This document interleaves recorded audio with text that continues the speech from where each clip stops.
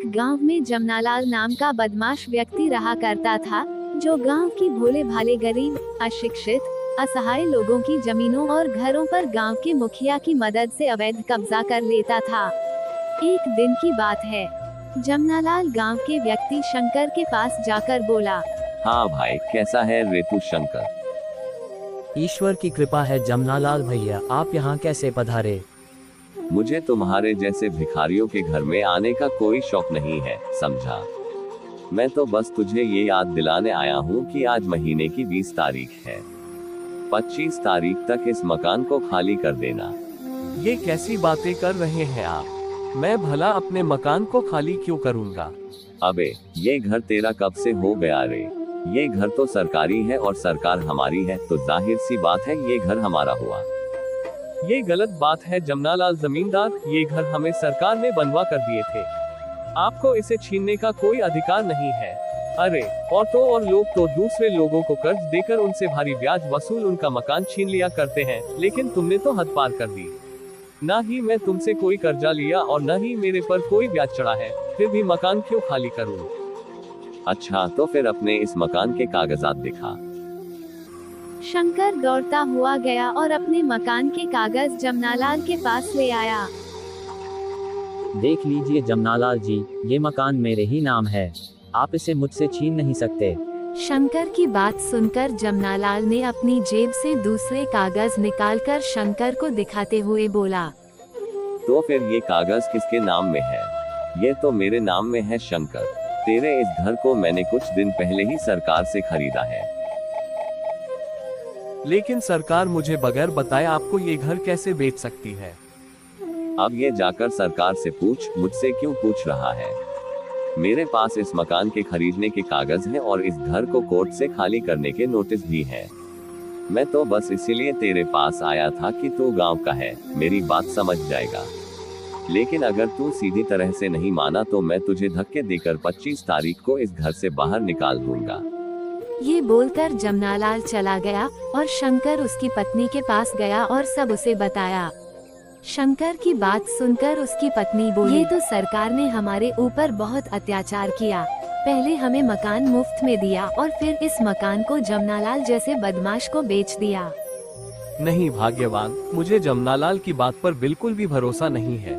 मैं अपनी समस्या का समाधान लेकर शिवानी के पास जाऊंगा। सिर्फ वही है जो इस गांव में शिक्षित है। इतना बोलकर शंकर शिवानी के घर की ओर चल दिया। शंकर शिवानी के घर के बाहर शिवानी को आवाजें लगाने लगा। शिवानी बिटिया, दरवाजा खोल, मैं बहुत मुसीबत में हूँ। क्या बात है शंकर चाचा, आप रुक क्यों रहे हैं? सब कुछ ठीक तो है? क्या बताऊँ कृष्णा बेटा, जमनालाल जमींदार मेरे घर आया था और बोल रहा था कि उसने मेरा मकान भारत सरकार से खरीद लिया है। तो इस मामले में शिवानी क्या कर सकती है? एक बार मुझे शिवानी से बात करने दो बेटा, मुझे जमनालाल जमींदार पर बिल्कुल भी भरोसा नहीं है। इतने में शिवानी बाहर आ जाती है और बोलती है, हाँ, ये फर्जी कागज हैं। शंकर चाचा, जमनालाल ने आपसे झूठ बोला। क्या आपको नहीं पता कि जब भारत सरकार किसी गरीब को मुफ्त में घर बनवा कर देती है तो फिर वो कभी वापस नहीं मांगती और न ही वो किसी को बेचती है। ये तो इस जमनालाल जमींदार का मक्कारीपन है जो आप सबके अशिक्षित होने का फायदा उठाता है। इतने में जमनालाल वहीं पहुंच जाता है और बोलता है, तुम अपनी हद से ज्यादा आगे बढ़ रही हो शिवानी।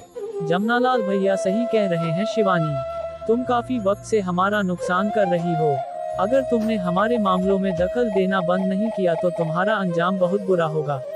मैं तुम्हारी गीदड़ धमकी से डरने वाली नहीं हूँ। अगर तुमने मेरे खिलाफ या शंकर चाचा के खिलाफ कुछ भी उल्टा सीधा करने की कोशिश की तो मैं डायरेक्ट इस राज्य के मुख्यमंत्री को पत्र लिखकर तुम दोनों की गतिविधियों के बारे में बता दूंगी। उसके बाद मैं नहीं पुलिस तुमसे सवाल करेगी। इतने में गांव का मुखिया वहां पहुंच जाता है और बोलता है, मैं तुम्हारे इरादों के बारे में सब जानता हूँ शिवानी। ये सब कुछ गांव का मुखिया बनने के लिए ही तो कर रही हो ना, ताकि लोग तुम्हारा गुणगान कर सके और मुझे हटाकर तुम्हें इस गांव का मुखिया बना सके। मुझे मुखिया बनने की कोई जरूरत नहीं है, लेकिन अगर गांव वाले अपनी खुशी से मुझे मुखिया के पद के लिए चुनेंगे तो मैं उसे अस्वीकार नहीं करूंगी। आजकल महिलाएं भी पुरुषों के साथ कदम से कदम मिलाकर चल रही हैं। ये बोलकर शिवानी वहां से चली गई। ये शिवानी का कुछ करना पड़ेगा। मुखिया, अगर ऐसा हाल रहा तो वो दिन दूर नहीं जब हम सबके हाथ में कटोरा आ जाएगा। तुम बिल्कुल सही कहते हो जमनालाल जमींदार। जब से ये शिवानी थोड़ा पढ़ लिख क्या गई है, इसने तो हमारी नाक में दम कर रखा है। मैं तो पहले से ही आपको बोल लिया था मुखिया जी की गांव के लोगों को मत पढ़ाया लिखाया कीजिए, लेकिन आपको ही पता नहीं क्या खुजली थी यहाँ पर प्राइमरी स्कूल खुलवाने की। इस शिवानी ने इसी प्राइमरी स्कूल में परीक्षा पास की और आगे पढ़ने की उसकी इच्छा जाग उठी। अबे मैं गांव का मुखिया हूँ, अब सरकार मुझे कोई आदेश देगी तो मैं सरकार से मना थोड़ी ही ना करूँगा। इन बातों का कोई मतलब नहीं है मुखिया जी। अगर ऐसा ही होता रहता है तो वो दिन दूर नहीं कि शिवानी तुम्हारा मुखिया का पद छीन लेगी। मुखिया बनकर सबसे पहले हम सब लोगों को जेल पहुंचाएगी। चिंता मत करो, मैं ऐसा बिल्कुल नहीं होने दूंगा। इस पूरे गांव में सिर्फ शिवानी ही पढ़ी लिखी है, मगर वो एक बात नहीं जानती, ये पूरा गांव अशिक्षित, अनपढ़ और जाहिल है। और जाहिल लोगों को भड़काना दुनिया का सबसे आसान काम होता है। मेरे पास एक ऐसा उपाय है कि सांप भी मर जाएगा और लाठी भी नहीं टूटेगी। समय आने दो और तुम तीनों मेरी बात ध्यान से सुनो। इतना कहकर मुखिया उन तीनों के कान में कुछ बताने लगा। मुखिया की बात सुनकर उन तीनों के चेहरे पर मक्कारी की मुस्कुराहट छा गई। कुछ महीने ऐसे ही बीत गए और एक दिन गांव में जोरदार बारिश होने लगी। बारिश ज्यादा होने की वजह से नदी का बांध टूट गया और गांव में बाढ़ आ गई। गांव की फसलें तबाह हो गई और भूखमरी फैल गई। शिवानी मुखिया के पास जाकर बोली, मुखिया जी, आप तो जानते ही हैं कि कुछ दिन पहले हमारे गांव में बाढ़ आई थी। बाढ़ की वजह से सारी फसलें तबाह हो गईं। गांव में भूखमरी फैल गई है। आप हमारे गांव के मुखिया हैं। आपका गांव के लोगों की मदद करना आपका कर्तव्य है। बिल्कुल, मैं मेरे गांव वालों को भूखमरी से जरूर बचाऊंगा, पर करूं क्या? इतने में मुखिया की पत्नी वहां आ जाती है और बोलती है, मेरी बात मानो तो कुछ दिन के लिए गांव वालों को हमारी तरफ से खाना भिजवा देते हैं, नहीं तो ये गांव वाले कहाँ भटकेंगे। भारी बारिश की वजह से न तो इनके फसलें अच्छी हुई, सभी गांव वाले दुखी हैं, इनको 2 वक्त का खाना भी नहीं मिल पा रहा है। पूरे गांव की दुर्दशा खराब होती जा रही है। बहुत बढ़िया, तो ये काम शिवानी को ही सौंप दो, ताकि ये गांव वालों के लिए अच्छा और स्वस्थ भोजन ला सके। जैसा आप ठीक समझे। ऐसा रहा तो गांव वालों को इस भूखमरी में सहायता मिल जाएगी और ये भूखमरी का समय भी कट जाएगा। उसी दिन से रोज शिवानी गांव वालों के लिए शहर जाती और गांव के लिए अच्छा और ताज़ा खाना ले आती। सब गांव वाले खुश थे। सब ठीक ही चल रहा था कि अचानक एक दिन सभी गांव वाले बीमार पड़ गए। शिवानी को समझ नहीं आया कि ये कैसे हो सकता है। तभी मुखिया जी उनके पास ही आ गए। शिवानी, ये सब क्या है? ये सब बीमार कैसे पड़ गए? तुम खाना तो सही ला रही हो ना, या फिर खराब भोजन लाकर खिला रही हो? नहीं मुखिया जी, मैं भोजन तो बिल्कुल ताज़ा ही लेकर आती हूँ, लेकिन ये बीमार कैसे पड़ गए वो समझ नहीं आ रहा है। कैसे क्या? ये सब तुम्हारी ही लापरवाही की वजह से हुआ है और तुम अपनी गलती मानने से भी इनकार कर रही हो। मुखिया के इतना बोलते ही शिवानी समझ गई कि जरूर इस बीमारी के पीछे इस मुखिया का हाथ है। पहले कभी भी ये मुखिया गांव में क्या हो रहा है उसका तक पता नहीं लगाता था, और आज ये इतना क्यों बोल रहा है। मुझे पता लगाना होगा, लेकिन कैसे? मुखिया जी, शहर से खाना लाने की पहल मैंने नहीं, आपकी पत्नी ने शुरू की थी। जब आपको पता है कि शहर के खाने में मिलावट है तो ये सब आपकी पत्नी की वजह से हुआ है, मेरी वजह से नहीं। अगर दोष देना है तो आपकी पत्नी को दीजिए, मुझे नहीं। अभी भी समय है गांव वालों, अपनी आंखें खोल लो, नहीं तो ये शिवानी तुम सबको अपने झांसे में लेकर इस गांव की मुखिया बन जाएगी और फिर उसके बाद तुम्हारा क्या हाल होगा उसके बारे में तुम सोच भी नहीं सकते। देखते क्या हो, मारो इसको। सभी गांव वाले शिवानी को बुरा भला बोलने लगे। ठहरो, हम स्त्री का बहुत सम्मान करते हैं। हमारे गांव में नया इंस्पेक्टर आया है। मैंने झुमरी के खिलाफ पुलिस में रिपोर्ट दर्ज करा दी है।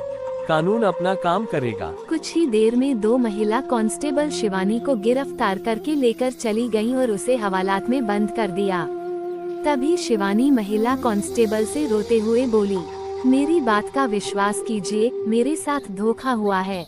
मुखिया ने मेरे साथ छल किया है। मुझे इस थाने के इंस्पेक्टर से बात करनी है। झूठ मत बोलो, शहर से भोजन तुम ही लेकर आई थी, तुम्हें जरा सी भी शर्म नहीं आई। कुछ पैसे बचाने के चक्कर में तुमने सारे गांव वालों की जिंदगी दांव पर लगा दी। साहब, मोबाइल थाने में चार्जिंग पर लगाकर कुछ देर के लिए बाहर गए हैं। इतना बोलकर वे दोनों महिला कांस्टेबल थाने से बाहर चली गईं। थाने में इस समय शिवानी अकेली थी। तभी वहां पर मुखिया जमनालाल जमींदार और शंकर के साथ थाने में पहुंच गया। बहुत मजा आता था ना तुझे गांव वालों की मदद करने में। तो देख, गांव वालों की मदद करने का अंजाम ये मिलता है। अरे, इससे अच्छा तो तू अगर हमारे साथ हो जाती तो आज पैसों में खेलती। अब सारी जिंदगी तेरी जेल में कटेगी। लेकिन मुखिया जी, ये शिवानी तो शहर से अच्छा भोजन खरीद कर लेकर आई थी। मेरी समझ में ये नहीं आता कि उस भोजन को खाने से गांव वाले बीमार कैसे पड़ गए। बेवकूफ, अगर ये बात तुझे समझ में आ जाती तो तू आज गांव का मुखिया होता। राजनीति क्या होती है तुझे नहीं पता। दरअसल खाने में थोड़ा सा जहर मिलाया गया था, लेकिन सिर्फ इतना कि गांव वाले बीमार पड़ सके। वो मरे नहीं और मैं जानता हूँ कि वो जहर किसने मिलाया था। तभी वहां पर शिवानी का पति कृष्णा मुखिया के साथ खड़ा होकर मुस्कुराते हुए बोला, मैंने मिलाया था जहर। मुझे अपनी आँखों पर विश्वास नहीं हो रहा। कृष्णा, तुम तो मेरे पति थे। मेरे पति होने के बावजूद तुमने मेरे साथ धोखा क्यों किया? क्योंकि गांव में हर कोई तेरा सम्मान करता था, मेरा नहीं। कुछ समय बाद तू गांव की मुखिया बन जाती और मेरी इज्जत घर में कुत्ते जैसी हो जाती। वो तो भला हो जमनालाल जमींदार और मुखिया जी का, जिन्होंने समय रहते मेरी आंखें खोल दी। अब यहाँ पर ज्यादा बातें करना सही नहीं है। कानून को अपना काम करने दो और तुम्हें इसका इनाम मिलेगा। कृष्णा। सब शिवानी का मजाक उड़ाते हुए वहां से चले गए। कुछ देर के बाद थाने का इंचार्ज इंस्पेक्टर सागर वहां पर आ गया। इंस्पेक्टर सागर शिवानी को हैरत से देखने लगा। शिवानी, तुम? सागर, तुम इंस्पेक्टर बन गए? हाँ, मैं इंस्पेक्टर बन गया। तुम्हारे ऊपर तो काफी गंभीर आरोप हैं। मेरी बात का विश्वास करो सागर, तुम्हें लगता है कि मैं ऐसा खिलौना काम करूंगी? तुम तो मेरे साथ शहर में काफी साल पड़े हो। मुझे तुम पर विश्वास है शिवानी, तुम ऐसा काम नहीं कर सकती। शिवानी सारी घटना इंस्पेक्टर सागर को बताने लगी। तभी इंस्पेक्टर सागर के होठों पर मुस्कुराहट आ गई। अगर तुम्हारी बात सही है शिवानी, तो अभी दूध का दूध और पानी का पानी हो जाएगा। इतना कहकर इंस्पेक्टर सागर ने चार्जिंग से अपना मोबाइल निकाल दिया और उसमें रिकॉर्डिंग को सुनने लगा। उस मोबाइल में कुछ देर पहले मुखिया, जमनालाल, शंकर और कृष्णा की सारी बातें रिकॉर्ड हो चुकी थीं। इंस्पेक्टर सागर ने शिवानी को तुरंत रिहा कर दिया। मेरी आदत है शिवानी की, मैं थाने में जब भी अपना मोबाइल चार्जिंग पर लगाकर जाता हूँ तो हमेशा हिडन वॉइस रिकॉर्डर ऑन कर देता हूँ, ताकि मैं अपने पीछे थाने में पुलिस कर्मचारियों की कुछ बातचीत सुन सकूं कि कहीं वो किसी से रिश्वत तो नहीं ले रहे हैं। आज मेरी ये आदत कितनी काम आ गई, तुम निर्दोष साबित हो गई।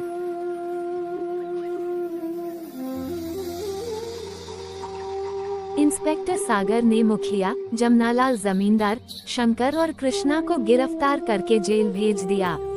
कृष्णा शिवानी के सामने गिड़गिड़ाता रहा, मुझे माफ कर दो शिवानी, मैं तुम्हारा पति हूँ। अब मेरा और तुम्हारा कोई रिश्ता नहीं रहा। तलाक का नोटिस तुम्हें जेल में मिल जाएगा। अदालत ने सबको उम्र कैद की सजा दे दी और गांव वालों ने मुखिया की जगह शिवानी को गांव का मुखिया बना दिया। शिवानी आज भी गांव की मुखिया है और वो हर समय लोगों की मदद करती रहती है। तो दोस्तों, वीडियो अगर आपको अच्छी लगी हो तो वीडियो को लाइक करें और चैनल को सब्सक्राइब करें और ऐसे ही और मजेदार कहानियाँ सुनने के लिए हमारे चैनल से जुड़े रहें।